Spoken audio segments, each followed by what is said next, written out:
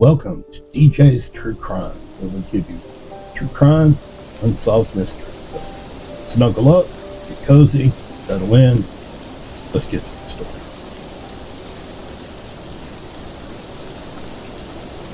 Boy vanished into the trees. This is the unsolved disappearance, Dennis Martin. On a warm June afternoon in 1969, 6-year-old boy stepped into the woods of America's most visited national park, and he was never seen again. No screams, no footprints leading out, no blood, no body. Just silence, broken only by the wind moving through the trees. This is not a story about a stranger with a van. This is a story about how someone can vanish in plain sight, surrounded by family, in the daylight, inside one of the most heavily traveled forests in the United States, and never come home. The Great Smoky Mountains National Park stretches across North Carolina and Tennessee. Over 500,000 acres of dense forest, steep ridges, ravines, and ancient growth trees. In June of 1969, the park was packed. School was out, and the weather was perfect. Families filled the campground. Among them were William and Violet Martin, visiting from Knoxville, Tennessee, with their 2 sons, Douglas, age 9, and Dennis, age 6. Dennis Martin was small for his age, about 45 pounds. Sandy hair and an easy smile. He was playful, energetic, and most of all, curious. Kind of child who loved hide and seek, never wandered far, at least not intentionally. They were camping near Spence Field, a high meadow area along the Appalachian Trail, accessible only by hiking. No, this wasn't reckless parenting. No, this wasn't isolation.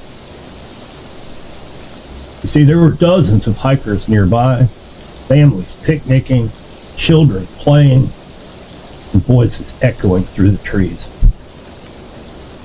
Dennis was safe, till he wasn't.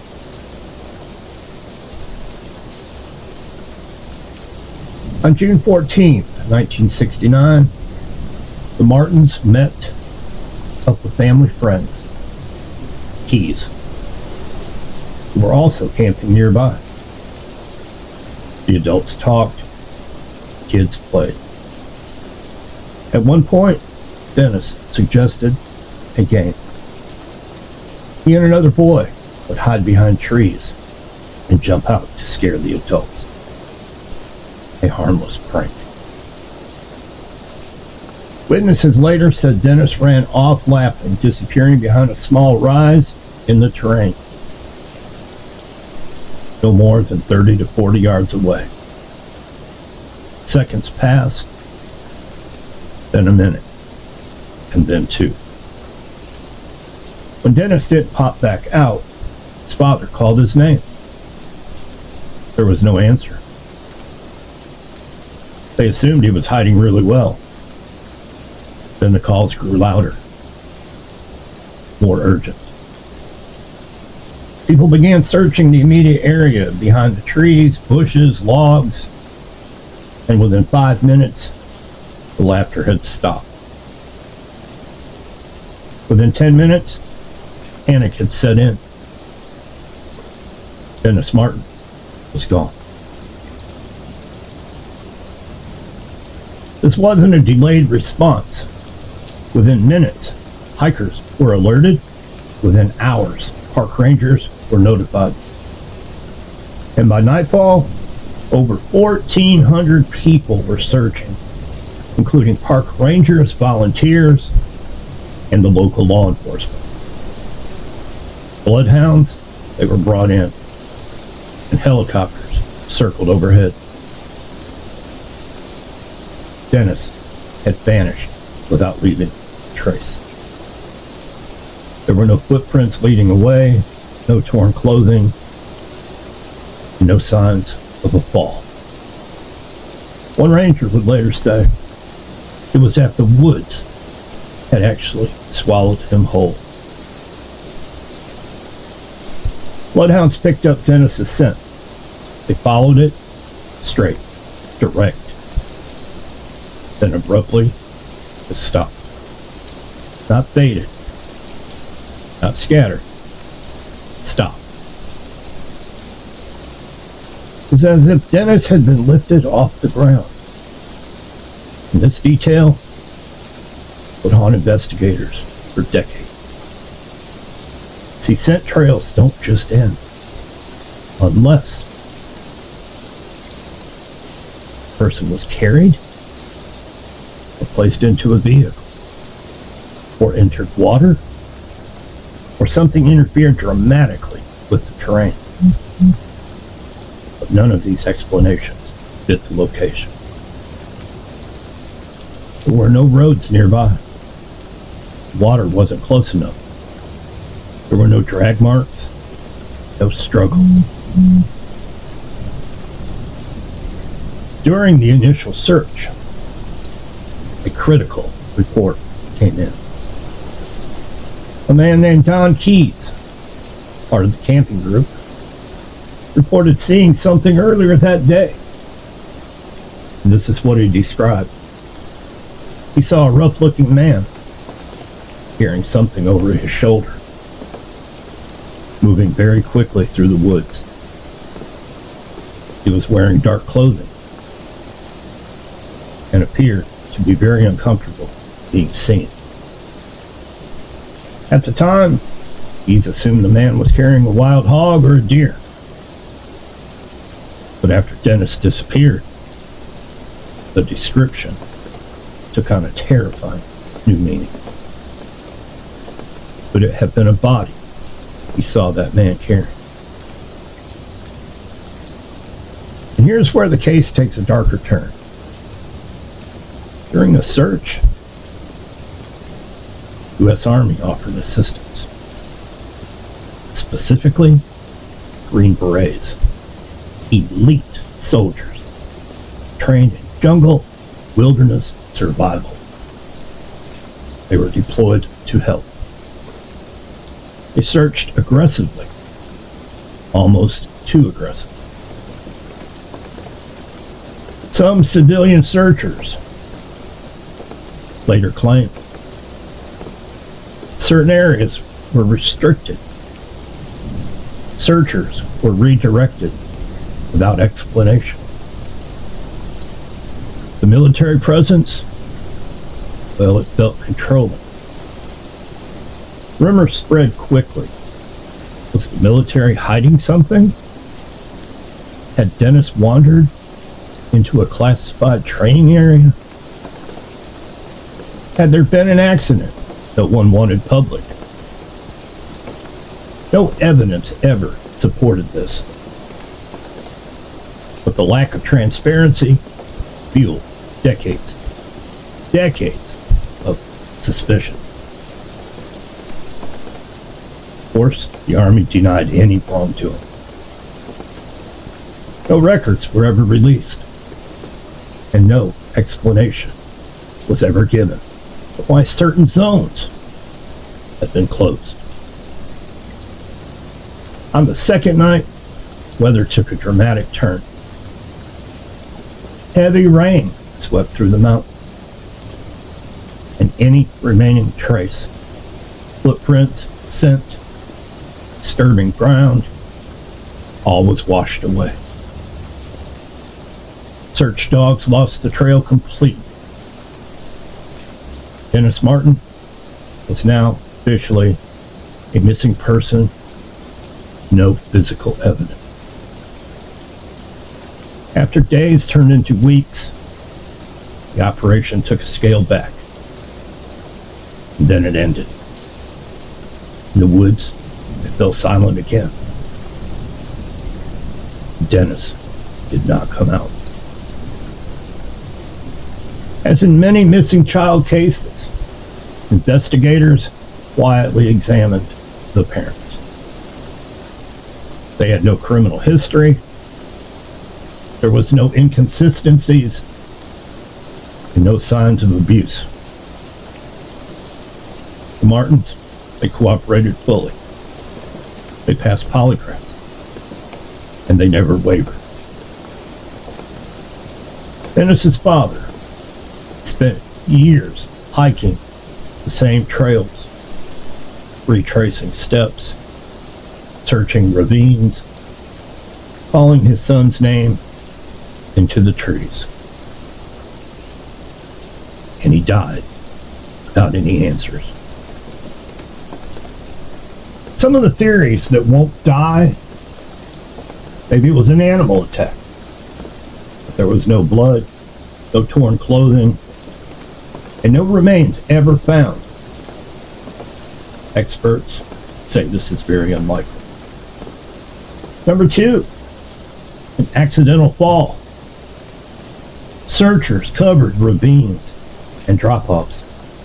Nothing was found. Number 3, maybe it was an abduction. Remote location, but no vehicle access. Yet, the scent stopping suddenly suggests Dennis had been carried. Number 4 and final, maybe it was human error, or maybe it was cover-up. Military secrecy was an issue, and there was conflicting witness accounts. There was also restricted search zones where no one was allowed to search. Why this case still haunts investigators? Dennis Martin disappeared in daylight. He was surrounded by people. In one of the most searched parks in the world. And no evidence has ever surfaced. No remains, no clothing, and most of all, no confession. Not even a credible lead. This case, to this day, remains officially unsolved.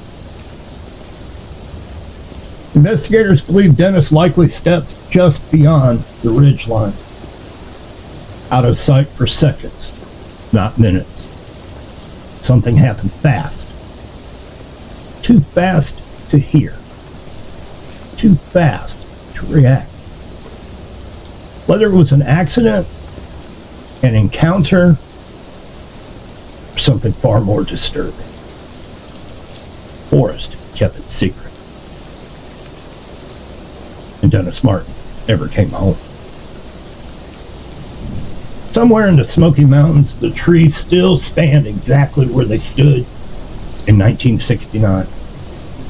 And whatever happened that afternoon, they are the only witnesses that remain. The disappearance, Dior Kunz. Child vanishes, and everyone left becomes a suspect. On July the 10th, 2015, a 2-year-old boy vanished in the mountains of eastern Idaho. No witnesses, no confirmed sightings, no physical evidence, and no remains. Just a campsite, or adults whose stories never fully lined up. His name, Dior Kunz Jr. And from the very beginning, investigators would say something chilling. The people who should have protected him know more than they're telling us. Dior Kunz Jr. was born on May the 5th, 2013.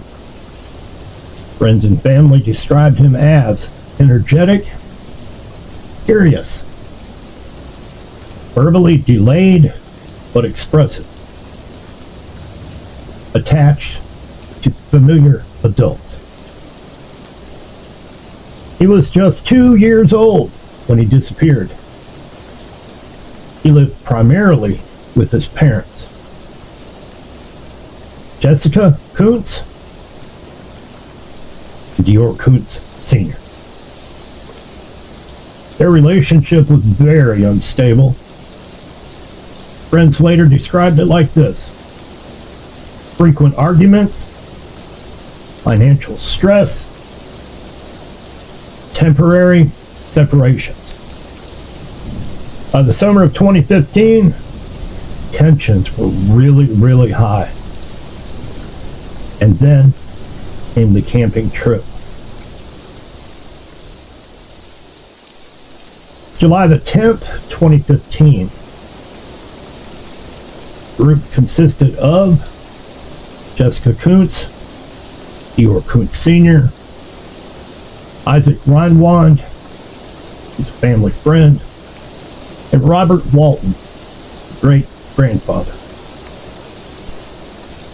They traveled to Timber Creek Campground near leador, Idaho. Remote, rugged terrain surrounded by thick forest, water, and wildlife. This was not a family-friendly campground. There were no playgrounds, no cell phone service, and no other campers was nearby. According to the parents, Deorr was alive, walking around the camp, playing near a creek, and he was last seen between 2 o'clock and 2:30 p.m. They claim Deorr Sr. and Robert went to look for a fishing spot. Jessica stayed at the camp. Deorr wandered out of sight for less than 10 minutes. When they realized he was gone, they started searching. By 4:30 p.m., authorities were called.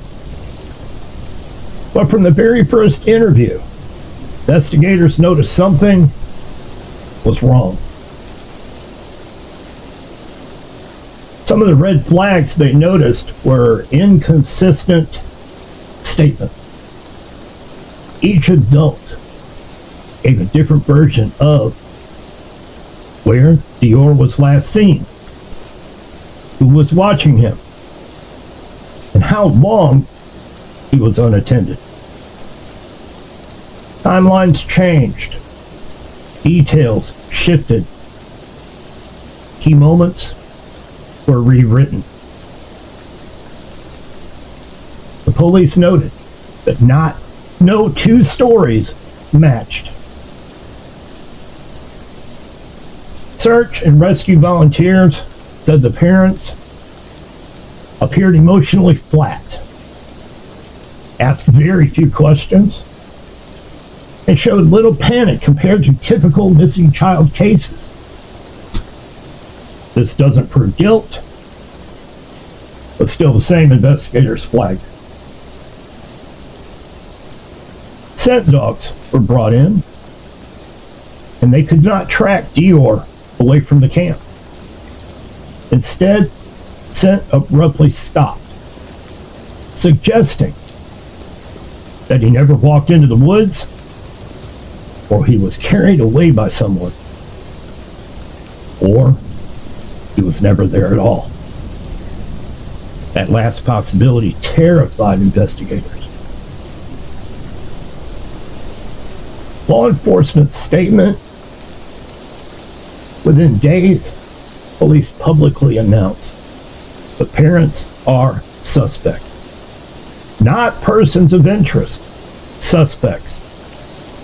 Why? There was no evidence of a wandering toddler. In true wilderness disappearances, search teams usually find clothing, footprints, fabric, and remains. Here, there was nothing. Despite hundreds of searchers, helicopters, dogs, and drones, not one physical trace. Now, the behavior after the disappearance, they failed multiple lie detector tests. They're not admissible in court. They are very influential. They became very defensive in the interview, and they accused investigators of targeting them unfairly. Police countered with this: "We are following the evidence and the lack of it." Later, investigators revealed Deorr's grandparents were also under scrutiny. Conflicting accounts emerged about Deorr's health. Questions arose about custody tension. The investigation widened, but never moved away from the family. Now, there were some alternate theories, and this is why the police rejected them. Animal attack, there was no blood, no drag marks, and no clothing. Abduction by a stranger, there were no witnesses, no vehicles reported, and no history of predators in that area. Maybe it was accidental drowning. The creek was shallow, and it was searched extensively, and there were no remains downstream. Each theory collapsed under scrutiny, and only one possibility remained: that someone there knows what happened. So, where does the case stand today, 10, 11 years later? Dior Kunz has never been found. No arrests have ever been made. The case remains open, although cold, and the parents deny all wrongdoing. But law enforcement has never cleared them. One investigator summarized it simply: children don't disappear into thin air. People make them disappear. Somewhere between the trees of Timber Creek, between 4 adults and 1 missing child, between truth and silence, a 2-year-old boy vanished, and the people who loved him most remain under the longest shadow of suspicion. Now, since Dior Kunz went missing, his parents are not separated, they are divorced, claiming public scrutiny came between their marriage. I'll let y'all be decided that. National parks are sold as places of peace. Open skies, endless trails, a place where nothing bad is supposed to happen. Parks also erase people. Dense brush swallows footprints. Wildlife destroys evidence. Phone signals die. And when someone disappears inside a protected wilderness, investigators aren't just racing time, they're racing terrain. In May, a teenage girl would vanish near the edge of a national park. Within weeks, police would quietly stop calling it a search, start calling it a homicide. Her name was Phoebe Bishop. Phoebe Bishop was 17 years old, living in Gin, the rural community near Goodnight Scrub National Park in Queensland, Australia. She was young, restless, and planning her future, talking about travel, independence, and getting away from small town life. She lived in a shared house with two adults. James Wood, 34 years old, and Tanika Bromley, 33 years old. Friends would later say the living situation was very tense at times, but nothing, and I mean nothing, suggested what was coming. On May 15th, Phoebe prepared to leave town. She was supposed to travel. She packed and she said goodbye, but she never made it. On the morning of May 15th, Phoebe was seen on CCTV in Gin. This footage becomes crucial later. It is the last confirmed visual proof that she was alive. After that, there were no confirmed phone calls, no social media posts, and no arrival at her destination. Hours passed, then a full day. By the time her family realized something was seriously wrong, investigators were already uneasy. Phoebe hadn't vanished on a trail. She hadn't even checked into a park campsite. She disappeared from civilization right before the wilderness.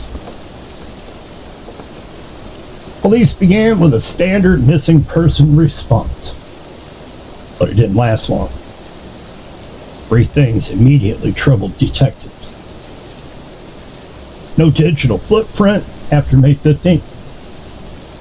Conflicting accounts from people close to her. And the proximity of Goodnight Scrub National Park, a place where bodies can stay hidden for decades. Search teams expanded outward into the bushland, on the waterways, on dirt roads leading into the park, and abandoned clearings. The diver dogs were brought in. Helicopters flew grid patterns overhead. Then police quietly reclassified the case as suspicious. Behind the scenes, they were already watching the people that were closest to her. Investigators focused on the Gin house Phoebe shared with Wood and Bromley, and it was sealed as a possible crime scene. A vehicle, a gray Hyundai iX35, was seized. Forensics examined it. Interior fibers, traces of biological material, GPS and phone connectivity data. On June 4th, nearly 3 weeks after Phoebe vanished, James Wood was taken into police custody for questioning. He was released without charges. To the public, it looked like police had nothing. In reality, it meant just the opposite. Detectives were waiting for something far more definitive. On June the 5th, police made their move. Both James Wood and Tanika Bromley were arrested and charged with murder, 2 counts of interfering with a corpse. That second charge told investigators and the public something very, very chilling. Police believe Phoebe was killed shortly after she was last seen. Her body was moved more than once. The wilderness wasn't where she died. It was where she was hidden. Detectives alleged the body had been transported into bushland near Goodnight Scrub National Park, then later relocated again in an attempt to further conceal it. This was no accident, and this was no getting lost. This was deliberate. The day after the arrest, police returned to the bush, not to search for a missing girl, but to recover evidence. On June the 6th, human remains were discovered in dense scrubland near the park. The area was remote, hard to access. Exactly where someone would go, they didn't want to be found. Forensic teams worked carefully, aware of the environment. They have destroyed critical evidence. On June the 17th, authorities confirmed what everyone feared. The remains was Phoebe Bishop. Wood and Bromley were remanded in custody.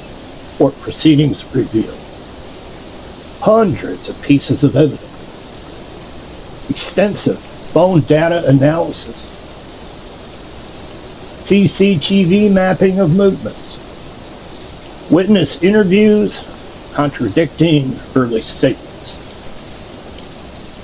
Prosecutors alleged coordinated actions after death, suggesting both suspects played roles in concealing what happened.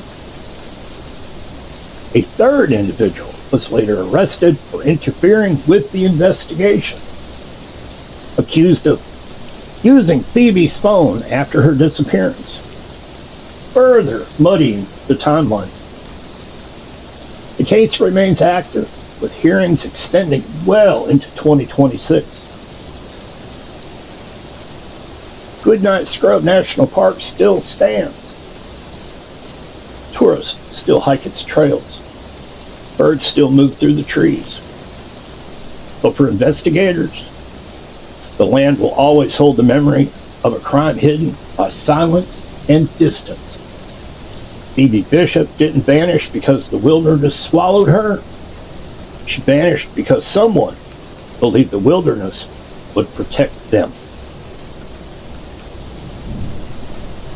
A misty morning blankets Yosemite National Park. Waterfalls roar. Sun, windsong, granite cliffs. And the scent of pine hangs heavy in the air. But beneath beauty, something sinister hides. On August 12, 2023, Rachel Sanders, a 28-year-old hiker and photographer, vanished along the mist trail. She left a backpack, a water bottle, and a cryptic note. Going for a quick hike, be back soon. By the time authorities began searching, hours had passed, and the trail, well, it swallowed her whole. The case has baffled experts, raised chilling questions, and exposed hidden dangers in America's most beloved national park. Rachel was from San Fran, adventurous and meticulous. Hiking wasn't just a hobby, it was her way of life. She had climbed Mount Shasta, explored the redwood forest, and posted Instagram photos documenting every journey. Friends describe her as careful, prepared, always leaving her location. Lovely. On this day, she wanted sunrise shots of Bernal Falls and Nevada Falls. She parked at the trailhead, signed in with the ranger station, and began the hike alone at 7:15 a.m. Here's a detailed timeline. Rachel crosses the footbridge near Happy Isles. Trail cameras capture her smiling, adjusting her camera gear. At 8:05 a.m., fellow hikers spot her at the base of Bernal Falls. She mentions her plan to summit to Nevada Falls. 8:45 a.m., a couple of hikers report seeing a man and woman arguing near the same trail that Rachel would take. They appear tense, looking around as if hiding from someone. At 9 a.m., park ranger notes a woman matching Rachel's description near the top of the mist trail. No signs of distress, backpack intact. 9:15 to 10 a.m., Rachel's GPS tracker records no further movement. Calls to her cell, no one answered. 11:45 a.m., her roommate calls the park. Rachel has not returned. Authorities begin search operations. That afternoon, canine units comb the mist trail and all the side trails. Drones scan the cliffs and inaccessible areas. Volunteers join the search. Evidence of torn fabric, minor blood, and scattered personal items are found. And that evening, search parties widen their range.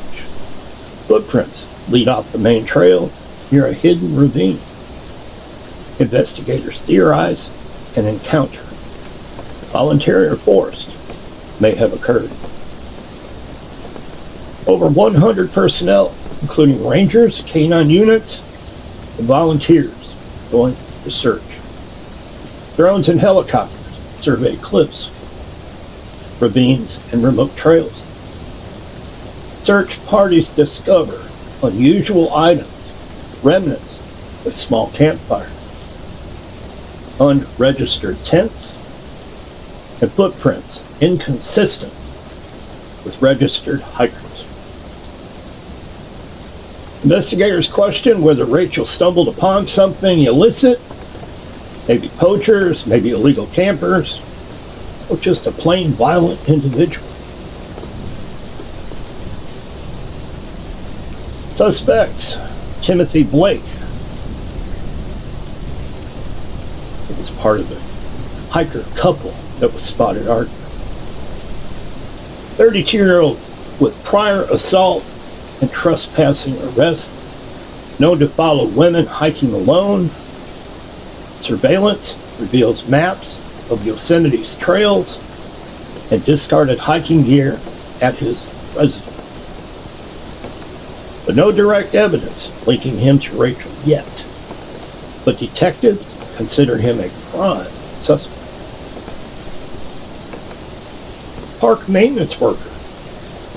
He was seen in a restricted area. Timestamps conflicted with security footage. Questioned, but released due to lack of evidence. Illegal campers and poachers. The area has a history of unregistered camps, poaching activity. Rachel may have accidentally encountered. Forensics at campfire site suggest recent human activity, but no DNA was found. Accidental theories include maybe she fell from cliffs or slipped on granite slabs. Unlikely due to Rachel's experience and thorough searches of cliffs and ravines. Maybe it was a wild animal encounter. Yosemite has black bears and mountain lions. Minor blood evidence could suggest an attack, but no definitive animal predation signs were present.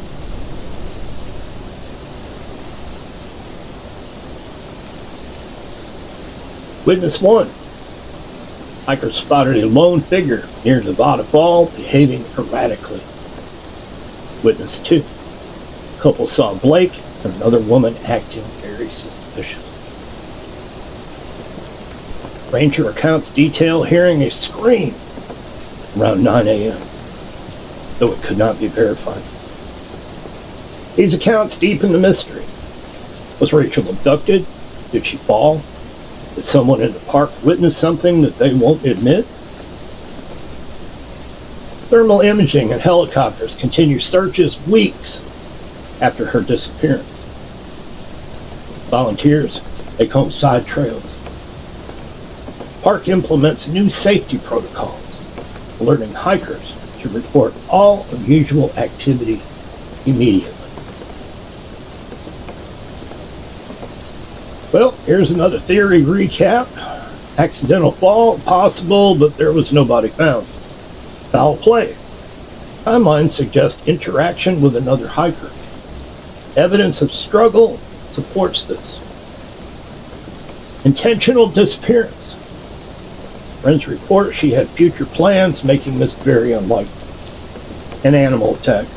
Minor possibility and inconsistent with the evidence found so far. To this day, Rachel Sanders remains missing. Timothy Blake is a person of interest. No charges have been filed. Her family continues to hold hope.